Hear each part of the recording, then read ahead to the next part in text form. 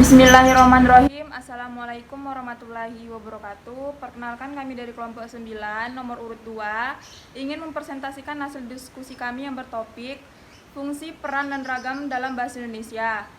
Sebelum kami mempresentasikan materi kami masing-masing, kami akan memperkenalkan diri kami. Yang pertama itu saya sendiri, nama saya Suharni, NIM 811141811, jurusan Ilmu Hukum, Fakultas Hukum di Universitas Negeri Semarang. Di sini saya akan menjelaskan materi saya, yaitu tentang fungsi dalam bahasa Indonesia. Yang pertama, fungsi umumnya. Fungsi umum dalam bahasa Indonesia itu adalah sebagai alat komunikasi kita untuk berinteraksi sosial. Jadi fungsi umum bahasa Indonesia itu adalah sebagai alat komunikasi.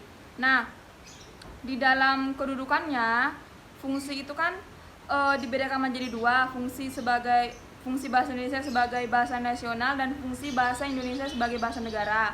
Nah, fungsi sebagai bahasa nasional itu dijelaskan oleh nanti rekan saya juga.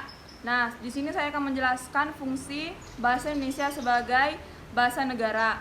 Nah, fungsi bahasa Indonesia sebagai bahasa negara itu memiliki fungsi yang pertama itu bahasa resmi kenegaraan. Jadi ini kayak seperti fungsi-fungsi pada umumnya. Fungsi negara itu juga memiliki fungsi bahasa negara, yaitu bahasa resmi kenegaraan, yang berarti bahasa Indonesia ini adalah sebagai bahasa resmi di negara ini. Yang kedua itu adalah bahasa pengantar di lembaga pendidikan. Jadi maksud dari yang tadi saya sebut itu bahasa Indonesia ini sebagai bahasa untuk lembaga pendidikan. Jadi contohnya saat kita mengajar atau saat kita diajar oleh guru kita, itu sebagai lembaga pendidikan kan. Nah, kemudian itu adalah sebagai bahasa resmi dan penghubung tingkat nasional untuk pembangunan dan pemerintah. Nah, yang keempat itu adalah untuk pengembangan kebudayaan nasional, ilmu pengetahuan dan teknologi. Jadi di sini yang fungsi terakhir itu adalah di mana fungsi bahasa Indonesia ini dia itu untuk kayak sebagai kita untuk komunikasi mengenai pengembangan alat teknologi, komunikasi dan informasi. Jadi kalau misalkan kita tidak adanya bahasa persatuan atau bahasa resmi bahasa Indonesia, itu kita susah sekali untuk berkomunikasi, apalagi kalau kita untuk memasuki era teknologi sekarang itu susah kalau tidak ada bahasa persatuan di negara Indonesia ini. Itulah materi yang tadi saya sampaikan dan akan dilanjutkan oleh rekan saya, yaitu Rotua. Perkenalkan, nama saya Rotua Oktaviani Saragih, NIM 81114171106. Saya dari Fakultas Hukum. Di sini saya akan menjelaskan tentang fungsi bahasa Indonesia berdasarkan kedudukannya. Yang pertama, bahasa Indonesia sebagai bahasa nasional berfungsi sebagai poin A, lambang kebanggaan nasional. Sebagai lambang kebanggaan nasional, bahasa Indonesia memancarkan nilai-nilai sosial budaya luhur bangsa Indonesia. Dengan keluhuran nilai yang dicerminkan, bangsa Indonesia, kita harus bangga dengannya, kita harus menjunjungnya, dan kita harus mempertahankannya. Poin B, yaitu sebagai lambang identitas nasional. Bahasa Indonesia merupakan lambang bangsa Indonesia. Berarti, dengan bahasa Indonesia dapat diketahui siapa kita, yaitu dari sifat, perangai, dan waktu dan watak kita sebagai bangsa Indonesia. Poin C yaitu sebagai alat pemersatu berbagai ragam masyarakat yang berbeda latar belakang sosial dan budaya dan bahasanya. Dengan bahasa Indonesia, bangsa Indonesia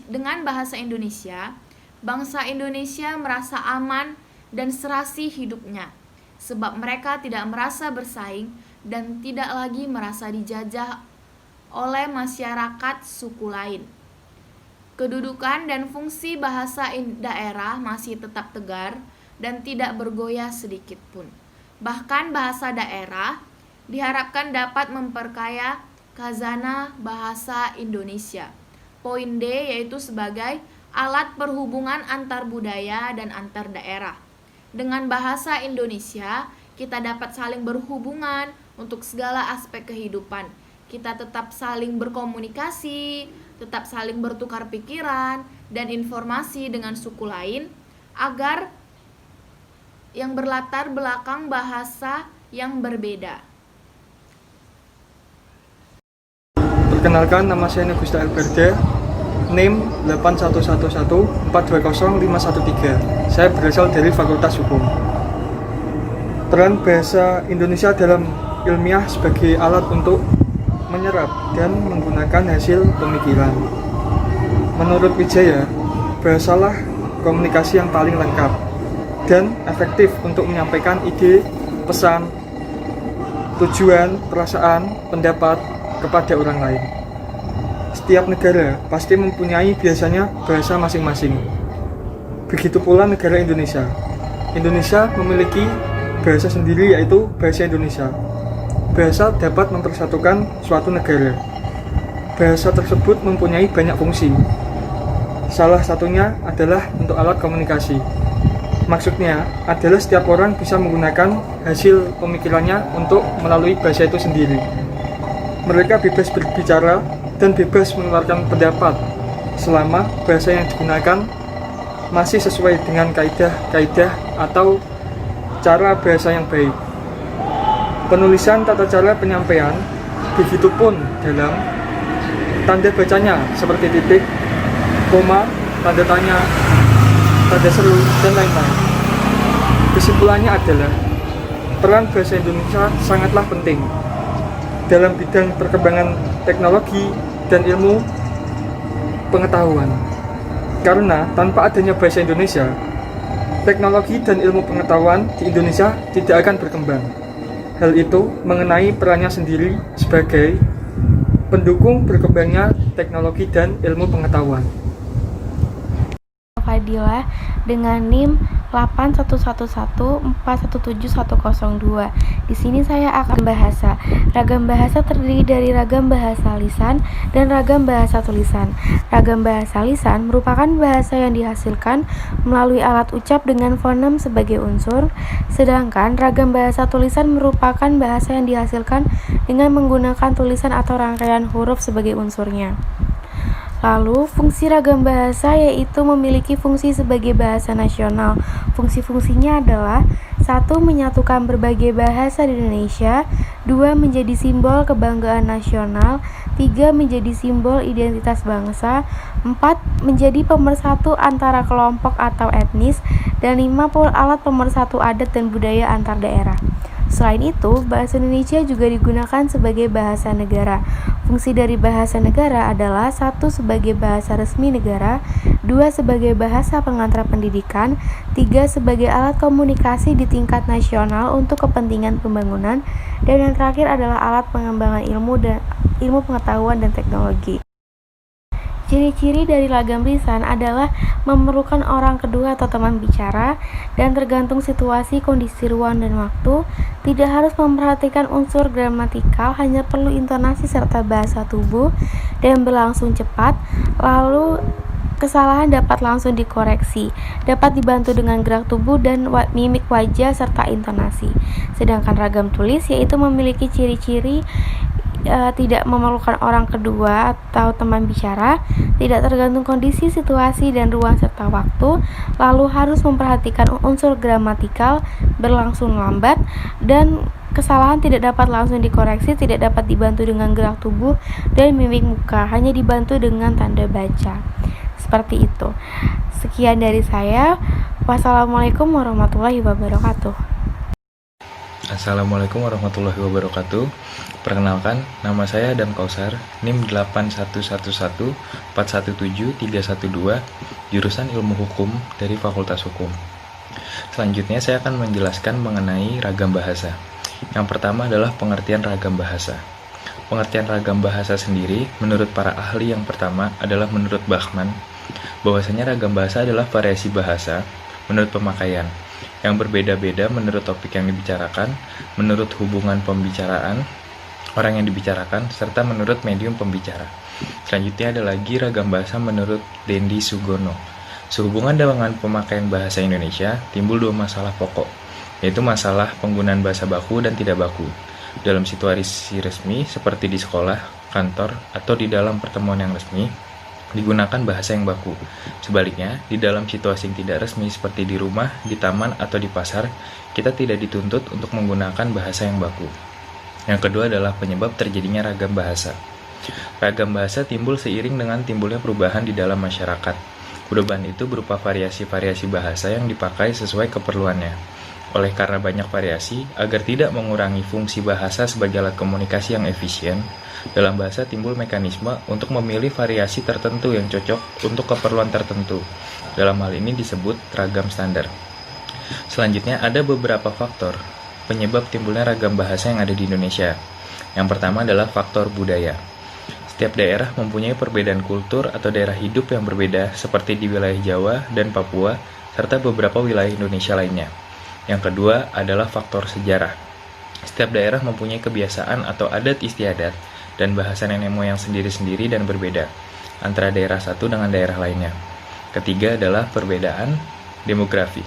Setiap daerah memiliki dataran yang berbeda, seperti wilayah di daerah pantai, pegunungan yang bisa cenderung menggunakan bahasa yang singkat jelas, tetapi dengan intonasi yang besar dan tinggi. Berbeda dengan daerah pemukiman yang padat penduduk, menggunakan bahasa lisan yang panjang, lebar, disebabkan lokasinya yang saling berdekatan dengan intonasi volume suara yang kecil. Selanjutnya, ragam bahasa dapat dilihat dari topik pembicaraan. Pertama adalah ragam bahasa sosial, yaitu ragam bahasa yang sebagian norma dan kaidahnya didasarkan atas kesepakatan bersama dalam lingkungan sosial yang lebih kecil dalam masyarakat. Misalnya, ragam bahasa yang digunakan dalam keluarga atau persahabatan dua orang yang akrab dapat dikatakan sebagai ragam sosial. Kedua, ragam fungsional atau profesional adalah ragam bahasa yang dikaitkan dengan profesi, lembaga, lingkungan kerja, atau kegiatan tertentu lainnya. Ragam fungsional juga dikaitkan dengan keresmian keadaan penggunaannya. Ragam fungsional dapat menjadi bahasa negara dan bahasa teknis keprofesian, seperti bahasa dalam lingkungan keilmuan, kedokteran, dan keagamaan. Selanjutnya adalah bahasa jurnalistik. Merupakan ragam bahasa yang dipergunakan oleh dunia persurat kabaran atau media massa. Ragam bahasa jurnalistik adalah salah satu ragam bahasa yang dibentuk oleh spesifikasi materi yang disampaikannya. Ragam bahasa khusus jurnalistik ini termasuk dalam ragam bahasa yang ringkas. Keempat, ragam bahasa sastra yang memiliki ragam bahasa dengan sifat atau karakter subjektif, lentur, konotatif, kreatif, dan inovatif. Bahasa sastra ialah bahasa yang dipakai untuk menyampaikan emosi dan pikiran, fantasi dan lukisan angan-angan, penghayatan lahir dan batin, peristiwa dan khayalan dengan bentuk istimewa. Terakhir adalah ragam bahasa politik dan hukum. Ragam bahasa politik berisi kebijakan yang dibuat oleh penguasa dalam rangka menata dan mengatur kehidupan masyarakat. Selanjutnya, ragam bahasa hukum adalah penggunaan kalimat yang panjang dengan pola kalimat yang luas. Baiklah, itu tadi presentasi online dari kelompok 9. Apabila teman-teman ingin menanyakan atau berdiskusi mengenai materi kami tadi, bisa langsung menghubungi kami atau di WA Group atau di Elena juga. Akhir kata, wabillahi taufiq wa hidayah. Wassalamualaikum warahmatullahi wabarakatuh. Terima kasih.